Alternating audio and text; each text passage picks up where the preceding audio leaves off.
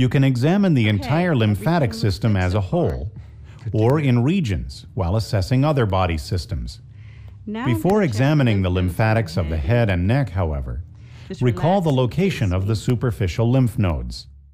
In the head, these nodes include the occipital, postauricular, preauricular, parotid, retropharyngeal, submandibular, and submental nodes.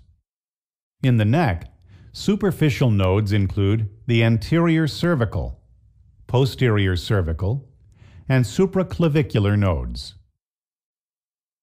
Next, inspect these areas, which should have no obvious lymph nodes, edema, erythema, red streaks, or lesions. Now I'm going to press lightly on a few places in your head and neck. Now use the pads of your 3 middle fingers to palpate these areas.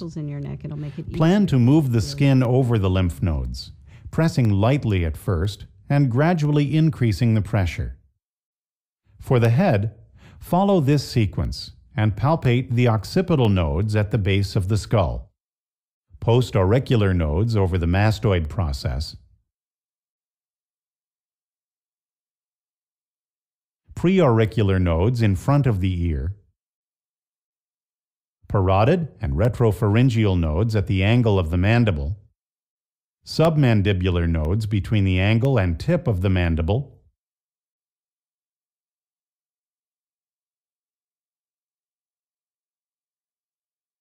and submental nodes behind the tip of the mandible. For the neck, follow this sequence and palpate the anterior cervical nodes at the sternocleidomastoid muscle, posterior cervical nodes along the anterior border of the trapezius muscle, posterior cervical nodes deep to the sternocleidomastoid muscle,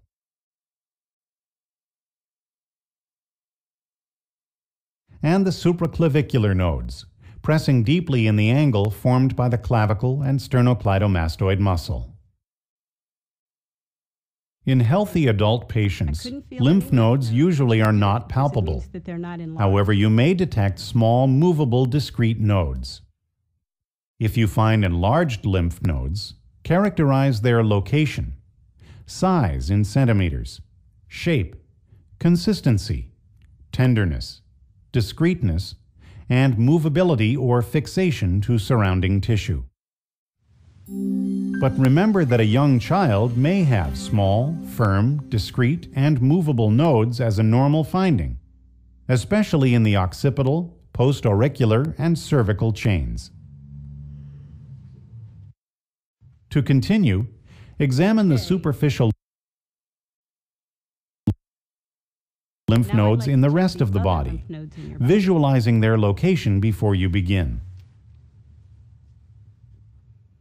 These nodes include the epitrochlear, axillary, superficial superior inguinal, and superficial inferior inguinal nodes. To palpate the epitrochlear nodes, support the patient's arm with one hand and use your other hand to press in the depression above and posterior to the medial condyle of the humerus. Will you lift your arm so I can continue to check your lymph nodes? To assess the axillary nodes, support the patient's forearm with your opposite arm. Then let your fingers roll over the tissue in the apex, medial and lateral aspects of the axilla,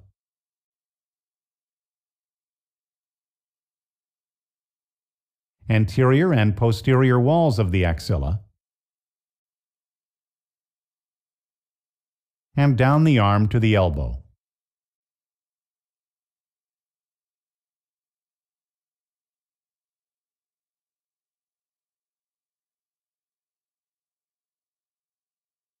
Okay. To examine the inguinal area, have the patient lie supine and flex his knees slightly. Add a drape and adjust the gown to preserve his modesty. Then palpate the superior inguinal nodes near the surface over the inguinal canals, as well as the inferior inguinal nodes deeper in the groin. As elsewhere in the body, Compare bilateral areas and note any lymph node enlargement or other abnormalities. Here? No. Here? No. As this video has just shown, you can learn a great deal about the structures of the head, neck, and lymphatic system with a thorough examination. Together, a careful history and well-performed physical examination are the essential first steps in meeting the needs of your patients. I'm going to begin by checking your pulses. Using the pads of your second and third fingers, palpate firmly over the major peripheral arteries. To assess the carotid arteries, place your fingers on the patient's neck, just medial to and below the angle of the jaw. Feel for the bounding wave of blood, which should be easily detected here because the carotids are the closest peripheral arteries to the heart. Remember to palpate only one carotid artery at a time. Okay. Simultaneous palpation could cause a slowed pulse, decreased blood pressure, and reduced blood flow to the brain. Now I'm going to check the pulses in your arms. All right. To palpate the brachial pulse, place your fingers just medial to the biceps tendon. As with the other pulses in the arms and legs, palpation of the brachial pulse shows the adequacy of that part of the arterial circulation. Now I'm going to check the pulses in your wrist. All right. Next, palpate the radial pulse, using gentler pressure on the medial and ventral side of the wrist. This is often the best location to assess the heart rate and rhythm, the pulse contour, amplitude, and symmetry, and possible obstructions to blood flow. To determine a healthy patient's heart rate, count the pulsations for 30 seconds and double that. At rest, the rate should be 60 to 90 beats per minute, and the rhythm should be regular. If it's irregular, compare the palpated radial pulse in beats per minute with the auscultated heart rate in beats per minute. Record the difference as the pulse deficit. The contour of the pulse wave should be smooth and rounded or dome-shaped. There should be no cyclic differences from wave to wave. Describe the amplitude of the pulse on a scale of 0 to 4. On this scale, 4 is a bounding pulse, 3 is a full or increased pulse, 2 is the expected amplitude, 1 is a diminished or barely palpable pulse, and 0 is a pulse that's absent or not palpable. On the left and right sides, pulses should be symmetric in contour and amplitude. With the patient supine, palpate the femoral pulses below the inguinal ligament, midway between the symphysis pubis and the anterior superior iliac spine. Ordinarily, the femoral pulse amplitude is as strong as or stronger than the radial pulse amplitude. With the patient prone, assess the popliteal pulse. To do this, flex her knee and press firmly in the popliteal fossa. I'm going to check the other one now.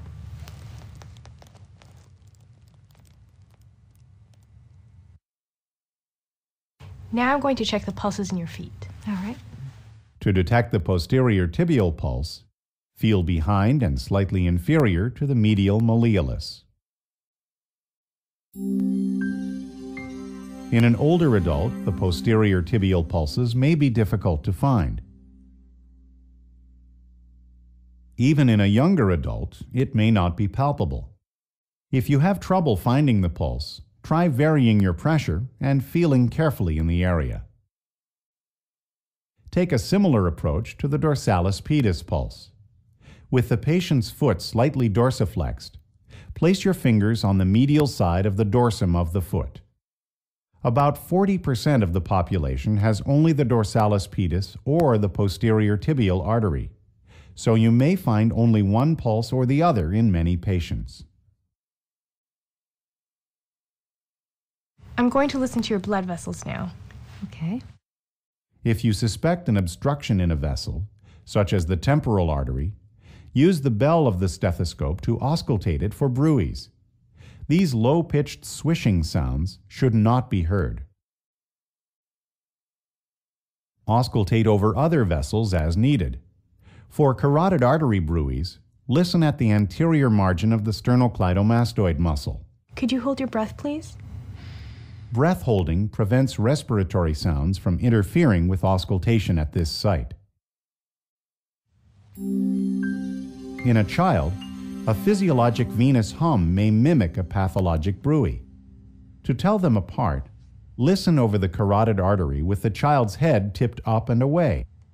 If the sound is louder in this position, it's a hum. If indicated, auscultate for bruits over the subclavian arteries. Other sites to auscultate for bruits may include the abdominal aorta, renal arteries, iliac arteries, and femoral arteries. Okay, Mrs. Michaels, I'm going to check your blood pressure now. Okay. When was the last time you had your blood Center pressure the checked? bladder of the blood pressure cuff over the patient's brachial artery 2 to 3 centimeters above the antecubital crease. We're going to use this blow-up cuff. Would you like to see how it works? Be sure to use an appropriate sized cuff. On a child, for example, use a pediatric cuff and let her play with it briefly to help facilitate the examination.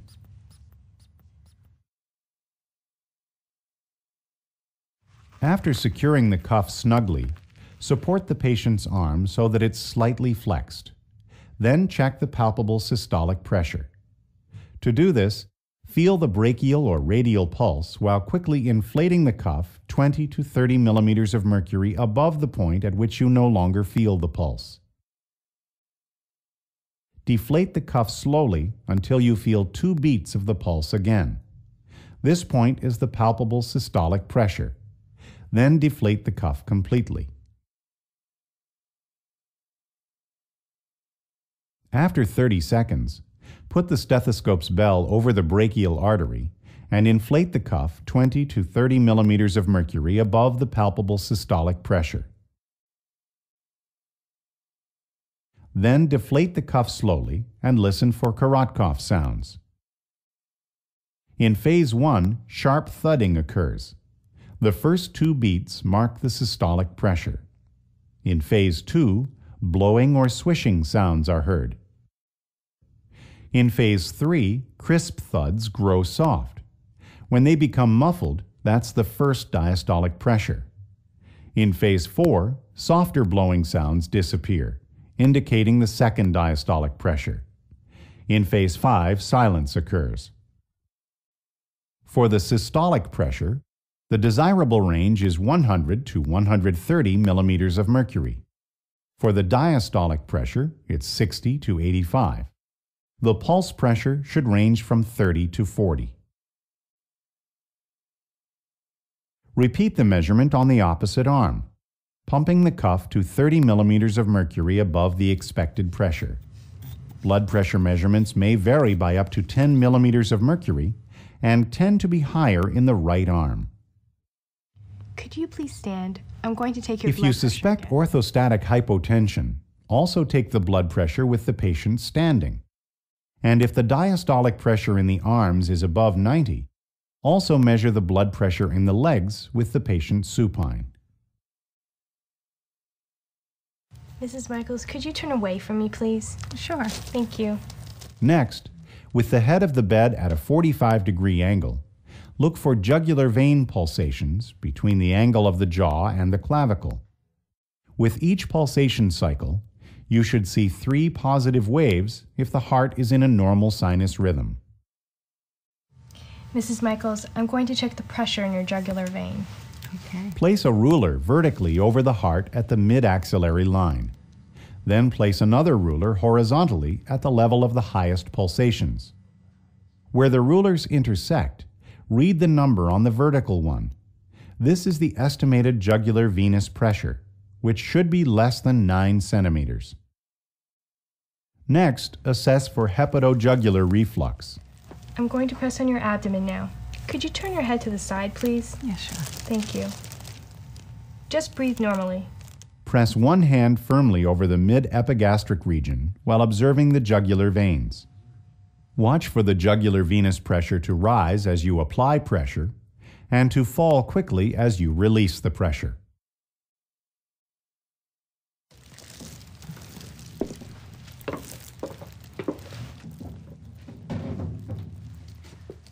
I'm going to examine your arms and legs for any... Next, inspect the arteries and veins for sufficiency. On the arms and legs, observe the skin color and texture, and note any nail changes. There should be no pallor, erythema, or cyanosis, and no thinning of the skin or nails. Also, check the capillary refill time. Press on a nail bed for several seconds until it blanches. Then release your pressure and time how long it takes for the full color to return. Normally, the nail should regain its color in less than 2 seconds.